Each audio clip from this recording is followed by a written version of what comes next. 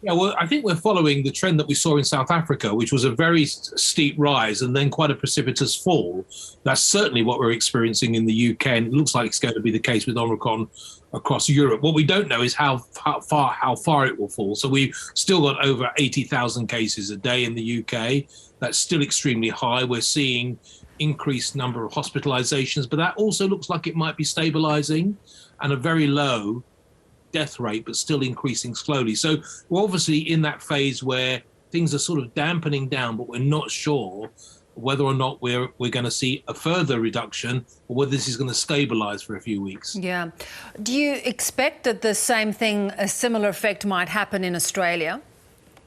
Yeah, I think what this is a product of two things. It's a product of the amount of immunity in the population. We know that vaccination is effective against Omicron, and indeed, previous natural infection also provides some protection. So there is that sort of wall of immunity, but there's also something inherently different about Omicron. So it is milder than Delta. We know it seems to be able to infect the upper airways more than the lungs, and that's why it's less pathogenic, less disease-causing. People that are sadly hospitalized tend to be having to have shorter stays, and the people that are getting really sick are those who are unvaccinated. So it's a different biology, if you like, and I suspect you'll see a very similar trend in Australia.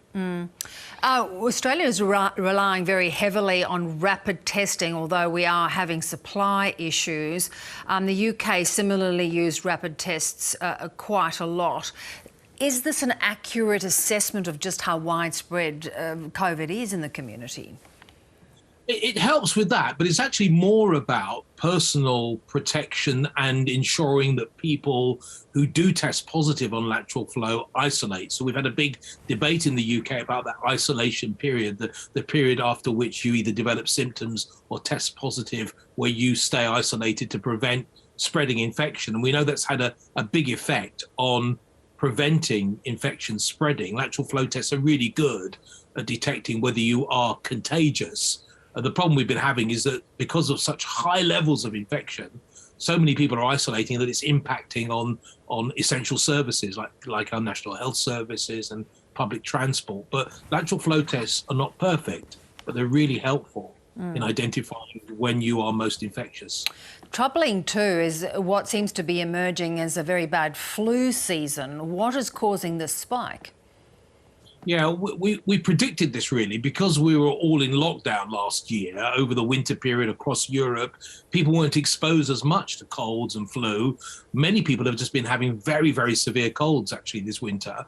And we anticipated that because people weren't getting exposed and the normal sort of immunology that develops from being exposed to infections, that things were going to be worse this year. And it's starting to look that way, particularly in certain parts of Europe where flu outbreaks are causing people to be really sick. It's not surprising, and obviously something that can be significantly helped by vaccination, but there are some issues again about the availability and supply of flu vaccines. Yeah, and that's an interesting one. I've heard that I think Moderna is proving effective against both the flu and COVID. Is that true?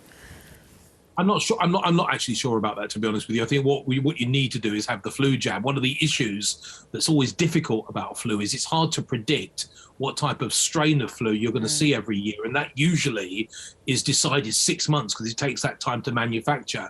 And because we didn't have much flu last year, we've had to second guess what type of flu vaccines are going to be most effective, and that's a bit of a problem this year, I think. But actually, a lot of people are coming along, certainly the UK, and getting both their flu jab and their COVID jab. There's no reason why you shouldn't get those things together. Yeah. I think in Australia what we're seeing is a lot of self-regulation in the States where there has been so much spread, and there's certainly different regulations in the UK and across Europe. What does that tell you, do you think, for the management of COVID and whether we are starting to see it as a more endemic disease?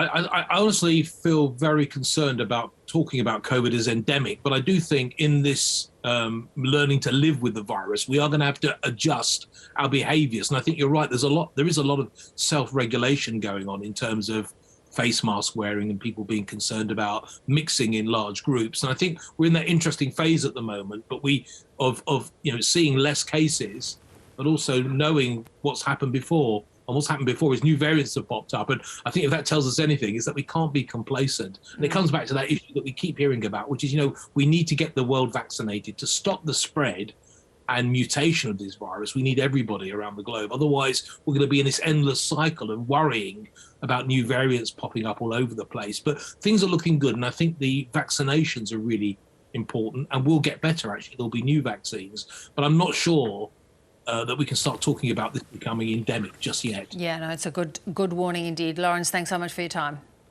It's okay.